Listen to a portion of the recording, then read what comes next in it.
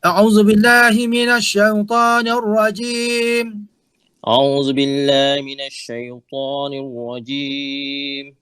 بسم الله الرحمن الرحيم. بسم الله الرحمن الرحيم. ألف لام ميم. ألف لام ميم. ذلك الكتاب لا ريب فيه. ذلك الكتاب لا ريب فيه.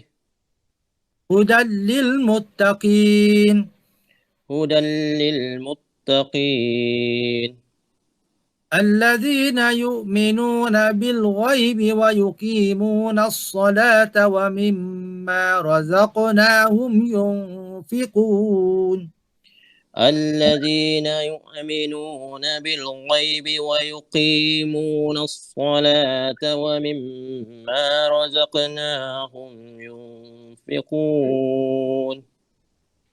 والذين يؤمنون بما أنزل إليك وما أنزل من قبلك.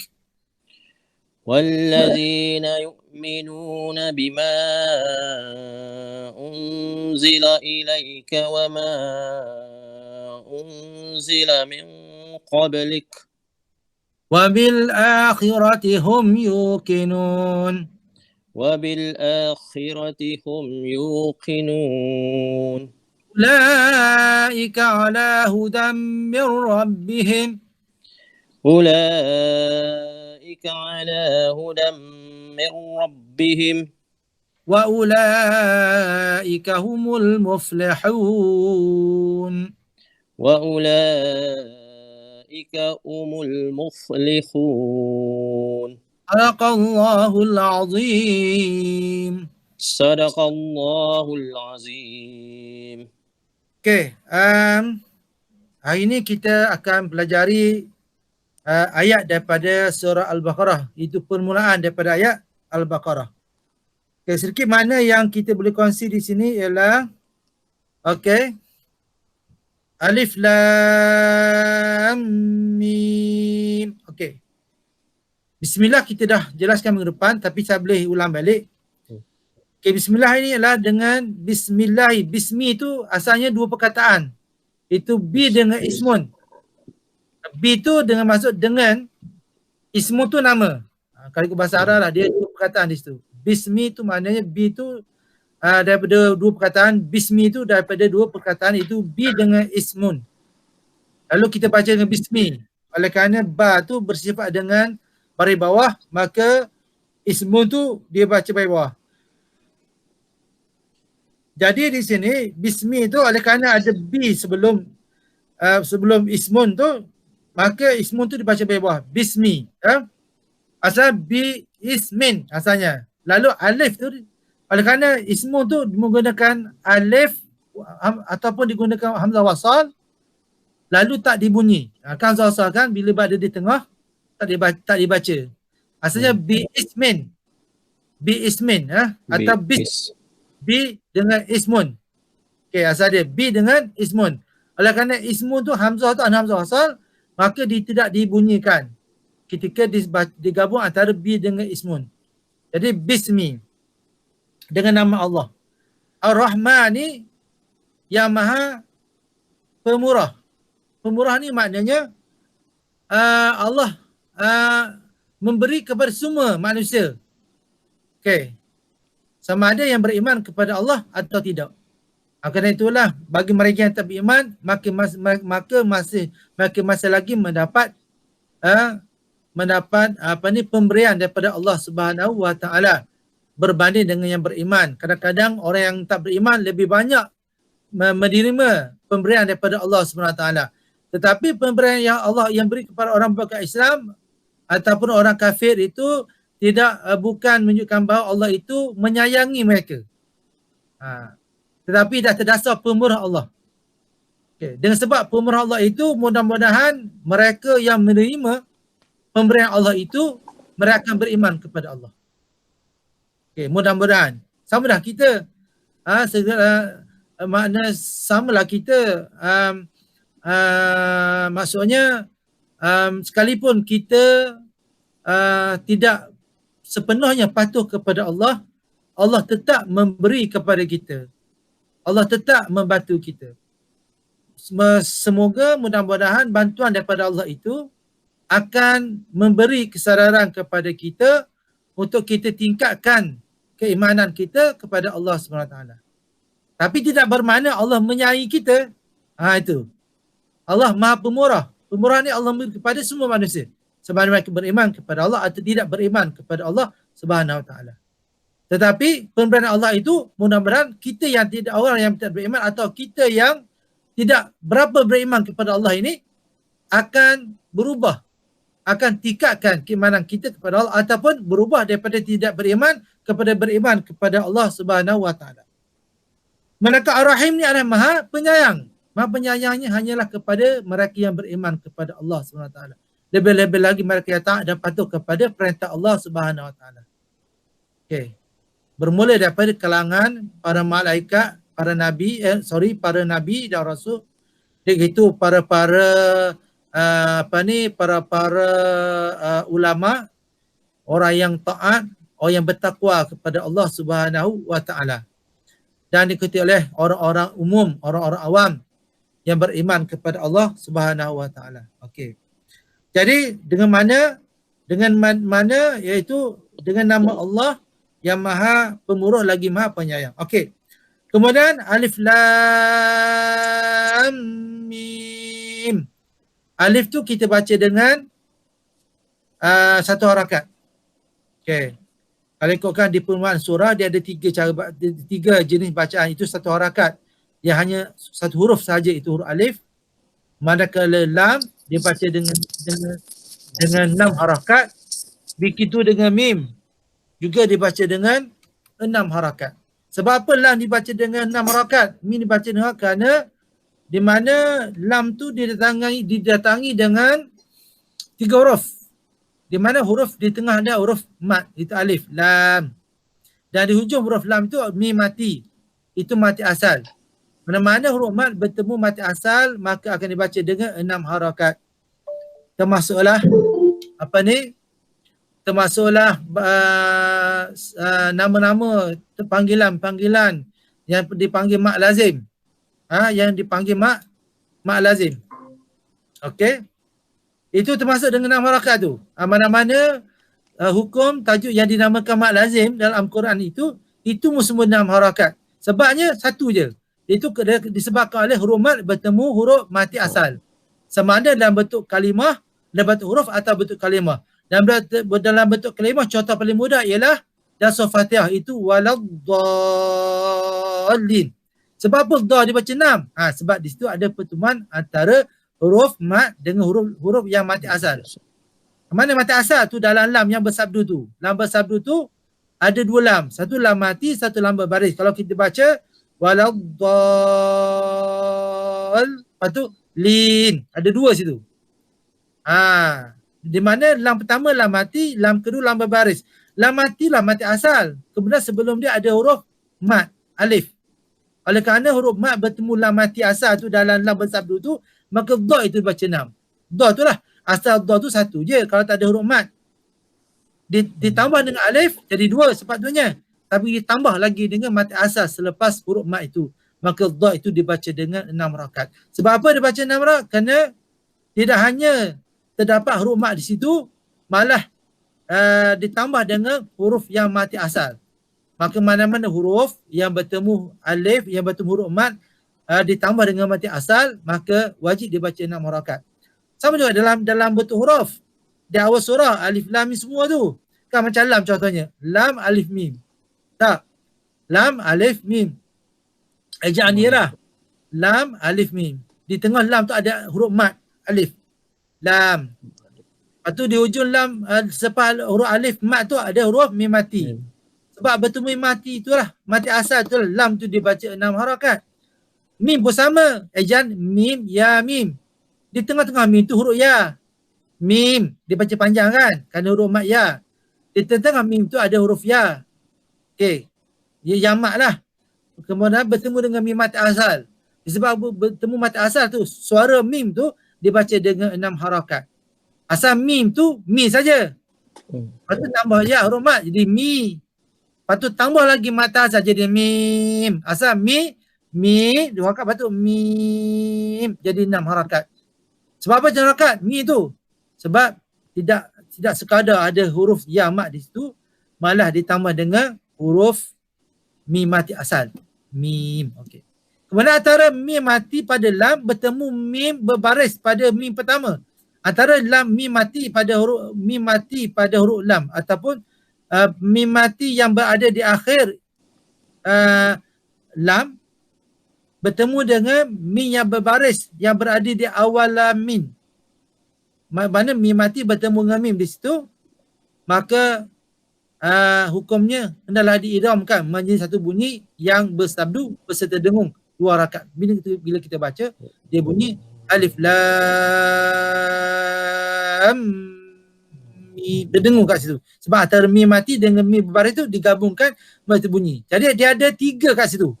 Alif, lam, lepas tu idgham, dengung, lepas tu mim. Dia ada 4 situ. 4 hukum.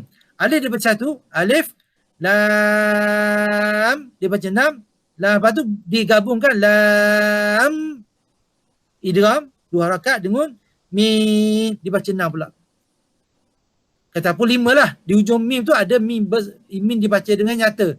Mim. Jangan pula mim. Begitu. Ada orang baca begitu. Kan? Jadi di hujung mim tu dibaca mim nyata di situ. Jadi orang baca alif lam mim. Mana ada 4 hukum lah. 4-5 hukum. Alif dibaca 1, lam dibaca 6, kemudian berlakunya idgham di situ, idgham ma'al gunah dengan 2 rakaat. Lepas tu mim pula dibaca dengan panjang 6 rakaat. Tadi dengan 2 rakaat. Lepas tu di hujung mim tu ada mim mati. Dibaca dengan izah kat situ. Mim. Jadi ada 5 hukum kat situ. Itu dah hukum. Okay. Dari segi makna, menurut para ulama mengatakan bahawa alif lam mim hanyalah Allah SWT saja yang tahu makna dia. Tak ada orang tahu makna dia. Ada seorang ulama mengatakan bahawa tujuan Allah menurunkan perkataan alif lam mim ini betul untuk menarik perhatian orang Arab Quraisy ketika itu. Kenapa? Apabila mereka mendengar perkataan alif lam mim ini, mereka tertarik. Sebab apa tertarik? Sebab mereka dengar macam bunyi macam Arab tapi tak faham. Begitu. Jadi dia orang jadi nak menarik perhatian orang, jadi dia pun macam perkataan Arab tapi tak faham. Jadi menarik orang-orang Arab Quraisy ketika itu untuk mendengar ayat-ayat suci Al-Quran. Okay. Jadi itu tujuan dia. Ada setengah mufassir mengatakan begitu. Bertujuan untuk menarikkan perhatian orang bukan Islam ketika itu supaya mereka mendengar ayat yang penting dan yang datang daripada Allah SWT itu zalikal kitabul la raiba fihi hudal lil muttaqin. Walaupun ayat ni satu ayat ni pendek tapi pengertiannya panjang. Itulah kata Tuhan, kitab Allah, zalikal kitab. Zalika itu maknanya itu, Alkitab tu Quran. Itulah kitab yang ni Al-Quran, la raiba fih. La ni maknanya di sini la yang bermakna menafikan segala-galanya. Dia banyak lam ni. Dia ada 2, 3, 4 lam. Tapi lam di sini memberi makna menafikan segala-galanya, raiba, keraguan. Maknanya tak ada ragu lah. Menafikan segala keraguan. Itulah kitab Allah, zalikal kitab, la raiba. Tiada keraguan selama-lamanya, kata Allah. Nak beritahu, nak khabar pada orang Quraisy dah. Walaupun benda tu singkat, tapi nak khabarnya yang turun pada Nabi itu adalah satu kitab, satu wahyu yang tidak ada keraguan selama-lamanya, la raiba fihi, padanya. Dan malah dia majlis petunjuk lil muttaqin, bagi orang bertakwa. Okey, takwa ni satu peringkat, satu tak yang tertinggi lah di kalangan hamba Allah SWT sebelum kepada tak Nabi. Paling takwa ni tak yang paling tinggi di kalangan hamba-hamba Allah SWT. Yang mana hamba-hamba Allah yang beriman tidak semua yang bersifat takwa kepada Allah SWT. Takwa ni dia tak buat dosa langsung. Tak buat dosa langsung. Ini orang bertakwa. Kalau yang kadang buat dosa itu mukmin. Kalau buat dosa saja tu, tu nak jadi kufur dah tu. Jadi kufur. Cuma kufur ada dua jenis. Kufur betul atau kufur nikmat. Kalau lebih pada tu lagi, terjumah lagi jadi kafir betul lah. Lagi mana nama Islam, lagi mana dia mengakui tentang perintah Allah SWT, lagi tu dia beriman kepada Allah sehingga dia tidak menafikan perintah Allah. Kalau dia nafi dah, kan, zakat apa kak? Semayang apa kak? Tak wajib semayang. Tu dah jadi tergelincir dah. Jatuh dah. Tu peringkat-peringkat tu. Peringkat-peringkat yang paling orang sepatutnya tidak berlaku. Tapi segala mana dia itu beriman kepada Allah, sekalipun dia mak rempit ke, tak semayang ke, semua hidup dia masih ada peluang untuk diampunkan oleh Allah SWT. Mana ampun tu apa dia? Maknanya dia ada masa, peluang untuk masuk syurga. Walaupun dia tak pernah semayang. Tapi jangan pilih oning. Jangan pilih oning sebab seksa. Bertahun-tahun seksa. Begitu. Jadi kita ni dah beriman ni, kita berusaha untuk jadi bertakwa. Satu peringkat tu, atas tu. Mana bertakwa ni, orang yang tak buat dosa dah. Kalau dia kena dah dosa, kena dah tidak, itu tak sampai tak bertakwa lagi. Itu baru tahap mukmin baru. Allah kita, ya allazina amanu taqullah haqqa tuqatih wa la tamutunna illa wa antum muslimun. Wahai orang yang beriman. Orang beriman dah. Tak beriman, okey lah maksudnya. Dah. Ittaqu tu kata. Bertakwalah pada Allah. Mana berartinya sekadar beriman tu tak cukup. Dia kena bertakwa kepada Allah. Mana kita beriman ni tak cukup. Maksudnya setakat pergi sembahyang masjid, berjemaah tak cukup. Selagi mana kita masih buat dosa pada Allah SWT. Berdosa ni tak kira. Tadi ada orang belajar taranum. Pergi masjid tak tinggal. Tapi makan hamu orang. Nak marah kepada pihak UAE. Dia tunggu sejam. Orang tak jawab telefon. Mana orang jawab telefon? Orang tak pergi pejabat. Orang tengoklah. Kalau pergi pejabat seorang, dia seorang je. Mana orang pergi pejabat sekarang? Jadi nak marah, dia telefon pun salah orang. Dia mencaruk, dia maki hamu dan sebagainya. Walaupun mungkin dia untuk kaki surau, kaki masjid. Tapi tak ada guna kalau dia jenis macam tu. Tak. Tu kadang-kadang pergi masjid tapi duk blok kita orang. Taklah juga. Jadi kita pergi masjid ni nak jemaah ni tapi masih ada berkepentingan diri sendiri. Begitu. Jadi kena jaga. Tak cukup hanya beriman tapi hendaklah kita bertakwa pada Allah. Kadang Allah tak sebut gitu. Kemudiannya Allah kata paling kurang wala tamutunna illa wa antum muslimun. Paling kurang Tuhan kata kamu mesti dalam Islam. Sayangnya Allah kepada hamba dia. Paling kurang biar berada dalam Islam. Paling kurang. Itunya adalah Allah masih memberi peluang. Itu saya kata tadi. Kan? Ar-Rahman tu. Dengan pemberian Allah. Dengan kehidupan yang kita ada ini. Sewajarnya kita berusaha untuk menjadi orang yang bertakwa. Tadi balik tadi jam dekat Puchong. Tahu-tahu saya kata hari ni mana jam patutnya.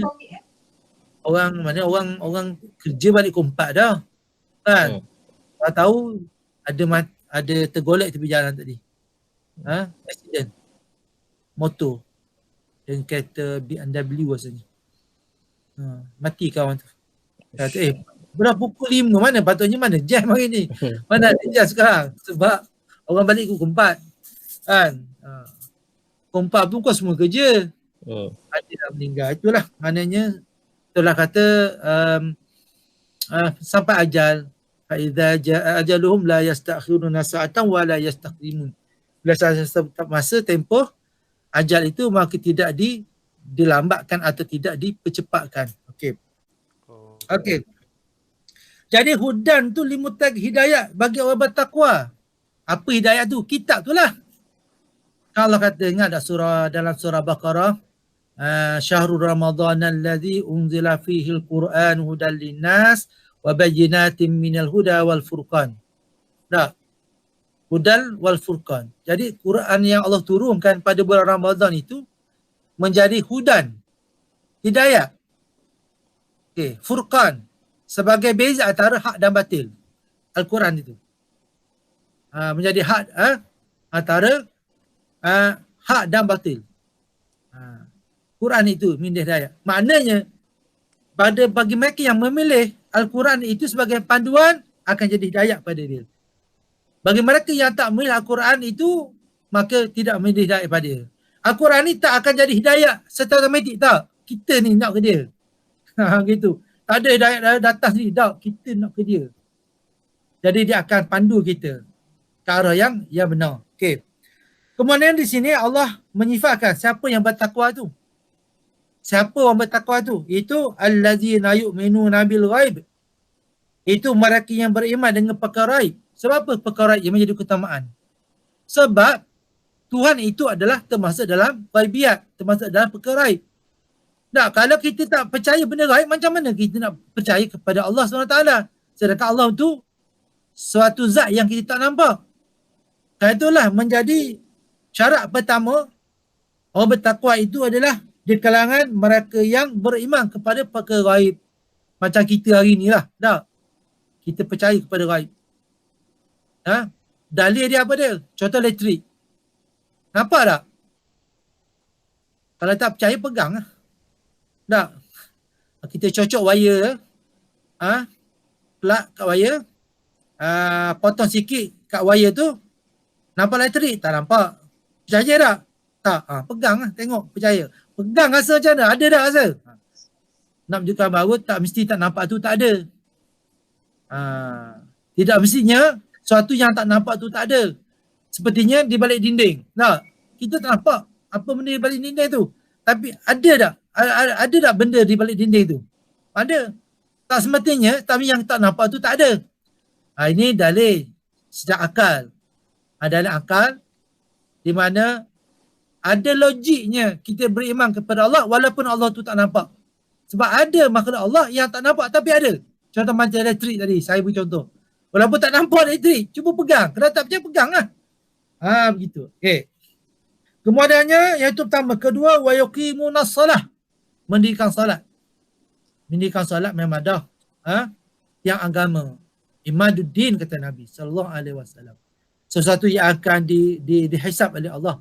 Apakah pertama yang dihisab oleh Allah adalah salat, sembahyang. Sembahyang ni suatu perkara yang berat. Yang berat. Sebab itu kita digalakkan sembahyang di awal waktu. Okey, di awal waktu. Seafdal solat itu ada di awal waktu. Sebab apa? Sebab kita solat di awal waktu ni akan menegah kita daripada lalai. Akan menegah. Selesai solat. Tapi kalau kita duduk main, tunggu dulu. Masalah lain dah. Dia akan jadi begitu. Jadi kerana itu seafdal waktu adalah solat di awal waktu. Okey. Kemudiannya mendirikan sembahyang sebab itu antara sembahyang itu adalah suatu yang mula-mula dihisab oleh Allah. Dia juga imaduddin tanpa salat akan runtuhlah. Akan runtuhlah keimanan kita sebab dia tiang. Kalau rumah tak ada tiang macam mana? Okey, wa mimma razaqnahum yunfiqun. Daripada apa yang kami rezekikan mereka akan infak pada Allah. Jalan Allah. Atas sifat yang ketiga, mana dia suka bersedekah. Innamal mu'minuna allazina amanu billahi wa rasulih summa lam yartabu wa jahadu bi amwalihim wa anfusihim fi sabilillah ulaika humus shadiqun. Sifat beriman yang kata Tuhan ialah yang pertama mereka tak pernah ragu. Kena ingat. Orang beriman ni tak pernah ragu. Datang je daripada Allah, datang je daripada Nabi, datang daripada Islam, dia pegang.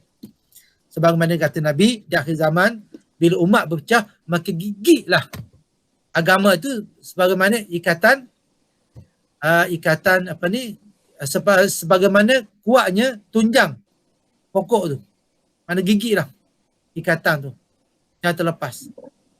Maka apabila tidak ada pemimpin, maka kata Nabi, ikutlah para ulama'. Bila dah pecah contohnya, tak ada pemimpin tak ada dah. Pimpin dah bercelaru, Siapa yang kita nak ikut? Kata Nabi SAW adalah ulama. Ketika itu ulama menjadi pemimpin kepada umat Islam. Jadi kalau kita ikut ulama, kita ikut ulama lepas lah. Kalau ulama buat salah, dia tanggung lah. Macam imam dah solat. Sembahyang. Imam yang tanggung. Jadi pemimpin pun begitu. Mana apabila tidak ada lagi pemimpin, maka ulama lah yang menjadi pemimpin. Dalam sejarah juga menunjukkan contoh perang di Mesir. Apabila tentera Mesir tak ada arah dah nak buat bila antara perang dengan Israel Iraq. Jadi apa yang mereka lakukan? Mereka bertemu dengan Syekhul Azhar.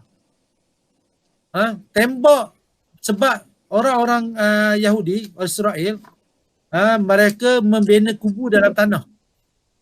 Boleh tembak, macam mana boleh nak tembak tanah? Masuk dalam pasir, kan? Mana boleh?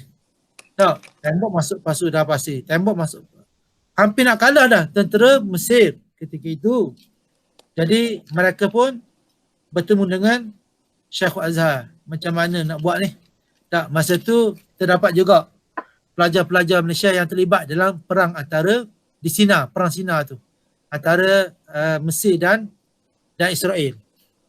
Jadi cerita dia, bila tak tahu nak buat apa ni, mereka pun bertemu dengan Syekhul Azhar dan bertanya Syekh Azhar, nak macam mana? Jadi antara cadangan yang telah dicadang kepada tentera Mesir ketika itu, supaya tembaklah tembak kubu tu dengan air. Tembak dengan air. Jadi bila tembak dengan air, pasir dengan air, tahu je, roboh habislah. Kubu-kubu tentera kan dia buat di sebelah pantai Sina tu. Pasir-pasir tu kan pasir laut, pasir halus. Jadi bila tembak dengan air, maka roboh habislah kubu. Bila roboh kubu, maka ketika itulah tentera Mesir menembak tentera Israel. Masa tu Israel kalah. Kerana itulah masa tu kerajaan Mesir memberi sebidang tanah kepada kerajaan Malaysia. Kepada pelajar Malaysia Mesir masa tu. Yang berada di bawah pentadbiran pemeram. Kalau kita ke Mesir, ada satu tempat bernama Abbasiyah. Di situ kerajaan Mesir dibagi satu bidang tanah. Yang mana kerajaan di bawah kelolaan Persatuan Pelajar masa itu telah membina sebuah bangunan di situ. Sekarang ini sebagai pusat pentadbiran Malaysia Mesir kat situ sekarang. Di Abbasiyah. Mana itulah tanah yang dibuat kerajaan Mesir yang mana tidak boleh diceroboh semudah-mudahnya oleh orang lain. Gitu.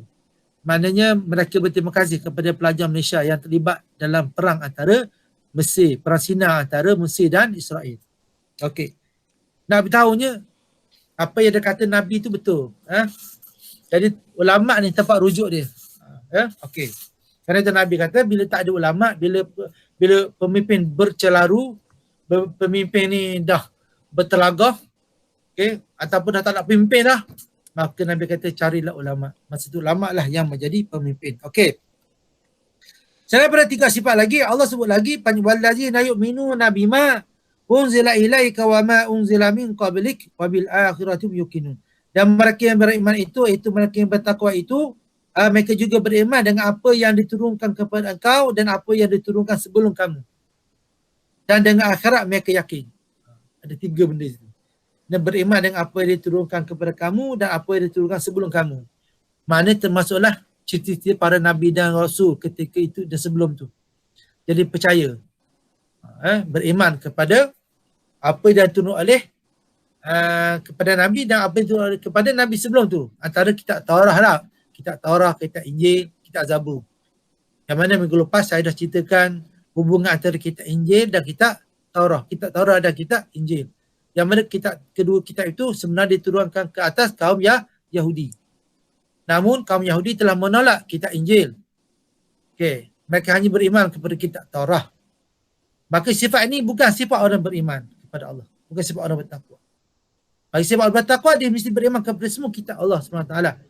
Termasuk kepada Nabi yang terdahulu. Jadi oleh kerana kitab Injil itu tidak diterima oleh orang Yahudi, maka orang-orang Nasrani yang mereka sebenarnya tidak ada kitab pun, yang kita panggil ini orang-orang yang beragama Kristian, mereka tak ada kitab pun. Kitab Injil itu bukannya kitab mereka. Kitab Injil itu ada sebenarnya kitab pelengkap kepada kitab Taurat. Ya, tuan-tuan boleh cek balik dalam mana-mana kalau ada salah silap saya boleh perbetulkan. Boleh cek balik maklumat tersebut. Okey. Okey, kemudiannya dan mereka yakin dengan hari akhirat. Dan hari akhirat juga termasuk dalam perkara yang tak nampak. Hak pertama sekali tu, syarat pertama tu kan. Beriman kepada perkara gaib kan. Orang-orang yang bertakwa itu, yang pertama dia adalah dia mesti percaya pada gaib. Kenapa? Kerana percaya kepada Allah itu termasuk dalam perkara gaib. Termasuklah juga dengan hari akhirat. Termasuk juga pahala. Dosa pahala, betul tak? Ada orang kata, benda kok dosa, benda kok pahala. Apa dosa? Tak kira lah, dosa pahala. Ada nampak? Cakap macam tu. Itu contoh orang yang tak beriman. Itu tanda-tanda orang tak beriman. Orang beriman ni, kerana itulah kita kejar pahala. Kita tinggal dosa. Kejar pahala, dia kau mari. Dia kau mari, kau tinggal dosa. Kejar pahala, dia kau mari, dosa lah kau jauh. Tapi kalau kejar dunia, dia kau jauh. Kita kerja dia kau jauh. Dunia ni. Kejar dunia, dia kau jauh. Kerana itu kita kena ada sifat berpada. Itu. Memang begitu. Kalau kita kejar dunia, dia kau jauh. Kita tak apa sama dunia ni. Kalau kita nak kejar dunia. Tapi kalau kita kejar pahala, dia akan kau mari, kau dekat. Kalau kita kejar pahala. Kau dosa pula, kau jauh. Sebab kita duduk kejar pahala. Itu beza. Beza kalau kita, antara kita kejar pahala dengan kita kejar kerja. Dunia akan lari, kejar tak dapat. Kejar lah. Kerana itu kita ni, bersederhana, maksudnya kita tidak terlalu mengharapkan sesuatu. Betul. Kita nak benda, kita berusaha kan, tapi apa yang kita dapat je lah. Tapi kadang-kadang kita nak juga kejar pangkat, kejar pangkat dia sampai tak tahu semayang, tak tahu ke benda, dok kejar ke pangkat, dok kejar ke dunia. Itu berlaku tu. Kalau tekan dunia berlaku. Maka sebenarnya kejar dunia ni, kata Nabi, tak puas. Ada dua benda Nabi kata tak puas. Satu, kejar ilmu. Tak puas kejar ilmu. Saya pun macam ni pun masih duduk membaca, masih duduk mencari ilmu. Begitu. Tak puas. Mana puas kita cari ilmu ni? Kalau orang tu puas cari ilmu, tak tahulah. Dia rasa berilmu dah kan. Aku dah berilmu, tak payah nak cari dah. Itu saya tak tahulah. Tapi pada saya, daripada mula saya belajar sampai hari ni, saya tak pernah rasa sempurna pun dalam berilmu ni. Rasa kurang semua. Kalau lama kau kurang. Bila kita tinggal, kau kurang. Macam dia tak puas. Kedua, Nabi kata, orang macam harta. Memang tak puas, kata Nabi. Tak puas. Dia duduk kejar harta, Nabi kata dia tak puas. Kerana itu kita tak perlu nak kejar. Kalau ada dapat, Alhamdulillah. Tak dapat, Alhamdulillah. Kita buat apa yang kita mampu.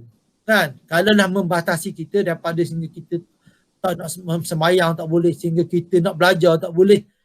Itu dah membatasi dah. Dan kita ingat rezeki Allah bagi ni berbeza-beza. Ada orang bagi lebih, ada orang bagi kurang. Tapi bagian kita di akhirat sama. Jangan risau.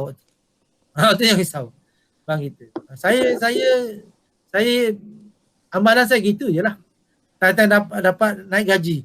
Alhamdulillah. Gaji naik dah. Naik pangkat. Alhamdulillah. Tak minta pun orang naik pangkat. Alhamdulillah. Taklah nak pergi pejabat minta buat surat ke. Tak apalah. Tak larat. Tak larat nak kejar benda-benda tu. Kadang-kadang kata tak apalah, bagi ke adik-adik orang muda-muda lah buat kerja. Tak apalah. Begitu. Jadi yalah, kita umur dah kat 50 dah ni kan. Ni kat 50 lah ke dah ni. Doktor umur apa? 50 dah. 50 ke? Dah sampai 50 tak? Ke belum doktor? 51. Okay. Azmi berapa? Oh, sama dengan doktor. Ha. Sikit lah, sikit je. Tapi tak 40 ni pula nak benda lagi, tak ada lah. Saya pun tak ada lah. Tak ada apa benda saya Siapa nak buat. call? Ada orang call? Ada. Okay. Jadi itulah hidup kita tau. Okay. Kemudian ulaika ala hudam min rabbihim. Mereka itu berada di dalam hidayat Tuhan mereka. Orang yang beriman kepada Allah ni yakin dengan agama Islam, yakin dengan akhirat, mereka akan berada dalam hidayat Tuhan. Dan mereka itu termasuk di kalangan orang yang berjaya. Okey. Jadi saya sebut tadi, alif lam mim tadi itu hukum alif lam dan mim. Tak? Okey. Jadi selepas tu saya nak sebut juga hukum bismillah. Hari ni saya nak sentuh sikit lah. Dalam 2-3 minit ni sebelum kita akhiri kelas kita. Kita akan habis 19 suku lah insyaAllah. Jadi saya nak sentuh sikit tentang bismillah. Sebelum saya nak panjang-panjang lagi. Sebab kelas ni banyak benda yang saya nak beri sebenarnya. Selain daripada nota yang saya bagi nanti, banyak benda lagi saya nak bagi. Mana saya nak buat satu platform untuk saya mencurah ilmu yang saya ada. Begitu. Kerana saya buat percuma je. Tak apa. Kita bagi percuma, Allah bagi kot lain. Tak ada masalah. Cuma saya buat sekejap je kelas ni. Saya buat sekejap je. Saya nak kongsi dengan orang lain apa yang saya ada. Mana saya akan, apa kepakaran yang saya ada, saya nak bagi pada orang. Okay. Jadi sebelum kita tutup, saya nak sentuh tentang bismillah. Sebenarnya ada isti'azah dulu. Sebelum tu saya nak sentuh isti'azah. Okay. Isti'azah ni dia dibaca di sunat. Kita baca sunat. Kata wajib. Ada sebagai ulama kata wajib baca isti'azah ni. Mana dia kena baca setiap kali nak baca Quran, dia wajib baca isti'azah. Tapi pada ulama mazhab kita, menurut mazhab Syafi'i, sunat saja membaca isti'azah. Ada setengah ulama mengatakan memadai semua hidup baca isti'azah. Memadai. Dan dalam Fatihah kita baca perlahan isti'azah ni. A'udzubillah itulah. A'udzubillahi minasyaitanirrajim. Sebagaimana saya sebut, pada orang yang tidak mengira bismillah itu sebagai Fatihah, maka dia baca perlahan. Bukan tak baca, dia baca. Sebab pada orang yang tak mengira bismillah tu, dia setiap ausur dia baca bismillah. Dia baca tapi dia tak baca kuat. Sebab bismillah tu mereka tidak mengira sebagai ayat Al-Quran. Macam isti'azah lah.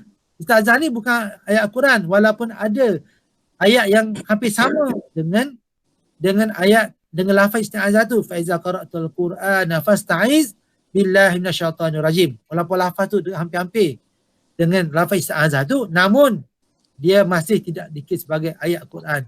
Itu permulaan tu kita baca kan. Melainkan bismillah. Dalam surah An-Naml. Wa innahu Sulaiman wa innahu bismillahirrahmanirrahim. Bismillahirrahmanirrahim ni ulama berdalil bahawa ia adalah sebahagian daripada ayat Quran. Dia berdalil sebagai ayat Quran. Tidak seperti isti'azah. Ulama berittifaq bahawa isti'azah bukan sebagai pada ayat Quran. Okey. Kemudiannya isti'azah ni dia baca, okey. Ada berapa cara baca auzubillah isti'azah ni. Okey. Nanti sebenarnya nota tu saya buat dalam bentuk buku sebenarnya, nanti saya bagi. Okey, nanti boleh bacalah. Okey. Pertama kita baca isti'azah satu-satu. Maknanya kita baca asasin. A'udzubillahi minasyaitanirrajim. Bismillahirrahmanirrahim. Alif lam mim. Tu satu. Mana kita baca putus-putus. Atau kita sambung antara isti'azah bismillah tapi putus dengan awal surah. A'udzubillahi minasyaitanirrajim. Bismillahirrahmanirrahim. Alif lam mim. Ataupun kita sambung, kita berhenti pada isti'azah tapi sambung bismillah dengan awal surah. A'udzubillahi minasyaitanirrajim. Bismillahirrahmanirrahim. Alif lam mim. Ataupun kita sambung kesemuanya. A'udzu billahi minasy syaithanir rajim. Bismillahirrahmanirrahim. Alif lam. Jadi 4 keadaan. Dia ada 4 keadaan. Di mana isti'azah ni dibaca, kalau kita baca seorang diri, kita disunatkan membacanya dengan perlahan. Okey, seorang diri. Tapi kalau kita membaca di khayat ramai, dalam majlis, kita disunatkan membaca kuat. Sebab apa? Sebab untuk memberi isyarat kepada orang lain bahawa ayat Al-Quran akan dibaca. Jadi mana sedang kita bercakap tadi dah. Cakap. Bila orang baca auzubillah, dah berhenti cakap sebab orang nak baca dah. Tapi kalau kita tu baca Al-Quran, orang tak sempat, kita macam sebagai warning lah. Amarah ataupun warning kepada orang yang di satu majlis, mungkin masa tu orang belum bersedia. Jadi tujuan baca isti'azah tu auzubillah untuk supaya memberi amaran, peringatan kepada orang yang belum bersedia untuk bersedia. Sebab tujuan dia apa? Supaya ayat Quran itu didengar sepenuhnya. Kerana itu kita sebenarnya isu dia, kalau orang pasal mengaji di masjid-masjid, dia corong-corong. Sedangkan orang tak dengar pun. Sedangkan benda tu bila dipasang, kita wajib dengar. Faiza quri'al Qur'anu fastami'u lahu wa ansitu la'allakum turhamun. Apabila Quran itu dia baca, maka nak kamu diam. Tapi kita tak. Pasal di masjid, wah, kita nak sembang kat sini. Walaupun tujuan dia baik. Kerana itulah dalam Islam tak ada syariat pun. Okey, hatta sebelum subuh. Kerana dalam subuh yang disyaratkan hanya azan kedua saja. Dah ada 2 azan, pertama dan kedua. Tapi kita tak nak pasang juga mengaji Quran tu. Tu masalah dia. Kat rumah saya pernah mendengar, tapi dia orang tak dengar. Tapi entah Allah nak tunjuk macam mana. Ada orang macam dia nak gila lah. Dah pagi-pagi, pasang kuat. Kira sebelah masjid saja, pasang kuat. Anak kecil ada. Kawan ni nak marah, mengamuk, bawa parang, nak pergi pukul. Tok Siok. Lepas tu Tok Siok tak mari masjid, demam, sakit dia. Takut. Itulah. Jadi sebenarnya benda tu baik, tapi tak kena tempat. Sebab apa? Sebab tu Tuhan kata Quran tu dibaca untuk didengar. Bukan dibaca untuk dihias. Itu 2 perkara beza. Okay. Jadi kena hati-hati benda tu. Tapi kebanyakan masjid tak buat dah benda tu. Kebanyakan lah. Ada juga masjid yang buat. Tapi kebanyakan. Kalau masjid di Kuala Lumpur ni banyak tak buat dah. Tapi kat kampung-kampung di Terengganu masih ada benda-benda tu. Okey. Kemudiannya, isti'azah ni juga, okey, bila baca di khayat ramai, macam kita disunatkan baca kuat sebab nak bezakan antara orang yang sedang bersembang atau tidak. Okey, jadi isti'azah juga, bila kita baca Quran, sedang baca Quran, okey, tiba-tiba kita batuk. Batuk lah. Batuk, kita dimaafkan. Mana batuk kan? Baca batuk, dimaafkan. Ataupun orang yang bertanya apa-apa soalan berkaitan Al-Quran, dimaafkan. Mana kita tak perlu ulang balik isti'azah, auzubillah. Tapi ada kata, kalau kita sedang baca Quran, tiba datang orang, beri salam, kita jawab salam. Assalamualaikum, waalaikumsalam. Disunatkan, bukan wajib. Disunatkan membaca isti'azah balik. Walaupun kita jawab salam. Yang tak berkenaan dengan baca Al-Quran. Betulnya hebatnya baca Quran ni. Walaupun orang azan, tengah baca Quran ni. Orang azan, angkat tangan je, cukup dah.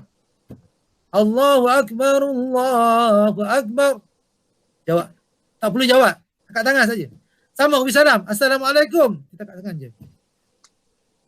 Tak boleh jawab. Kan jawab salam tu wajib. Tapi ketika membaca Quran tak wajib. Memadai angkat tangan. Syarat kepada menjawab salam. Jawab salam juga. Tapi angkat tangan saja. Okey. Okey. Walaupun darurat contohnya, tu tak wajib di isti'azah balik. Kalau salah tu sunat isti'azah balik. Ya.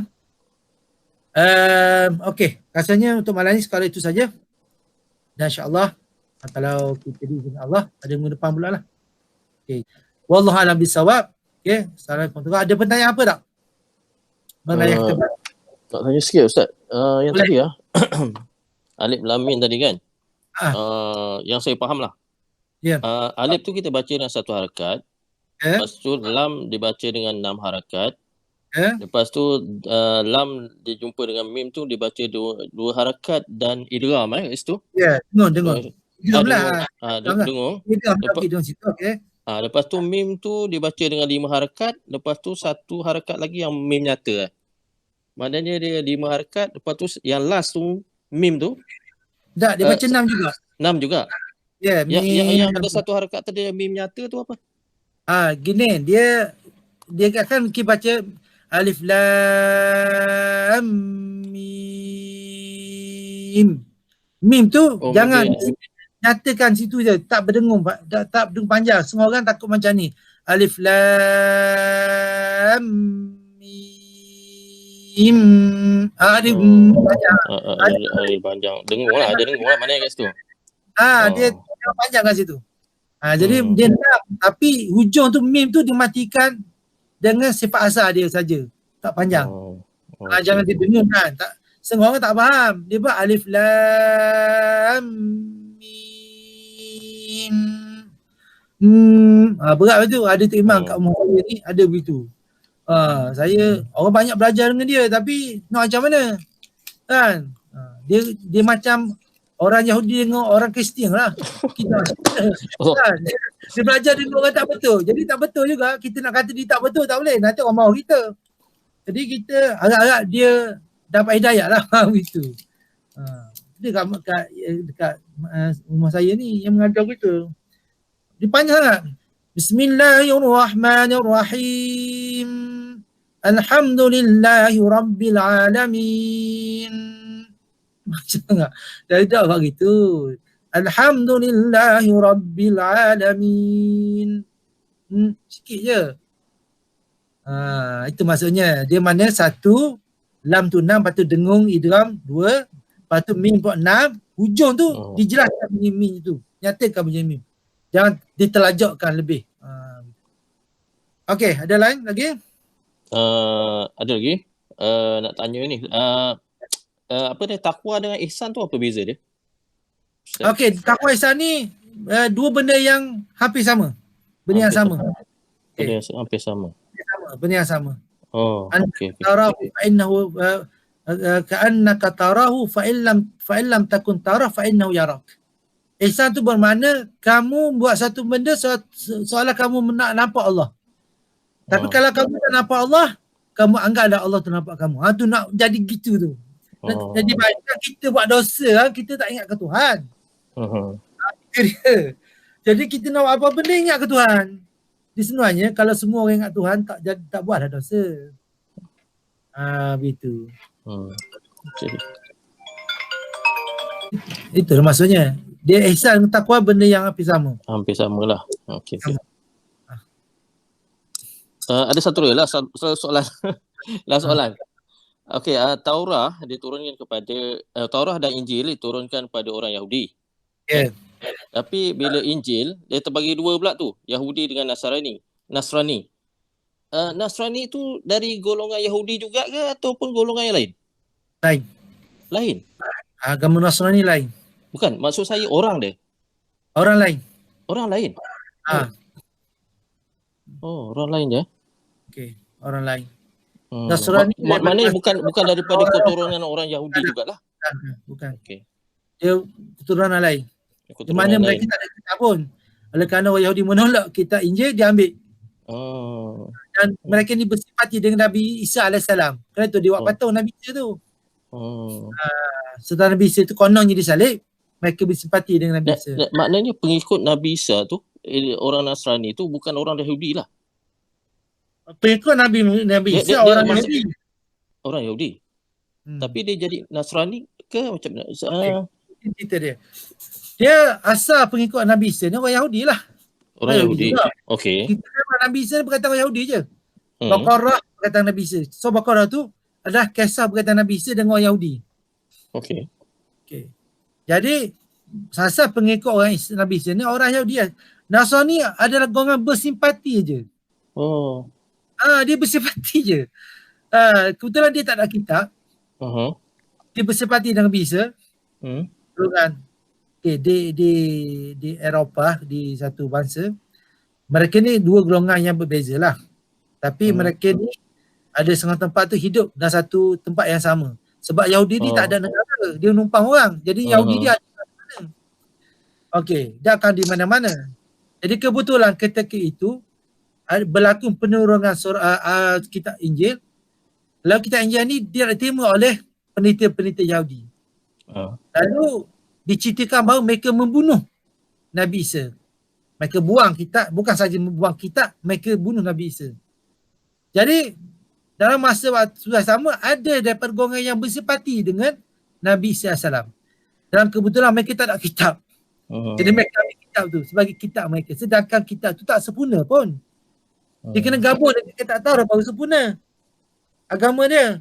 Jadi kita bila dia asas kerana itu orang Yahudi tu orang yang dimukai, orang Nasrani itu orang yang sesat. Sebab dia ambil je macam orang ambil ilmu gaib ke ilmu apa tanpa pengetahuan, dia ambil je. Jadi dia akan jadi macam-macam lah. Dia tak sempurna, penerimaan dia tak sempurna. Masa tu. Boleh baca lagi lah kalau nak dapat dengan cerita Nabi Isa Yahudi ni. Tapi cuma kat sini saya cerita ringkas lah.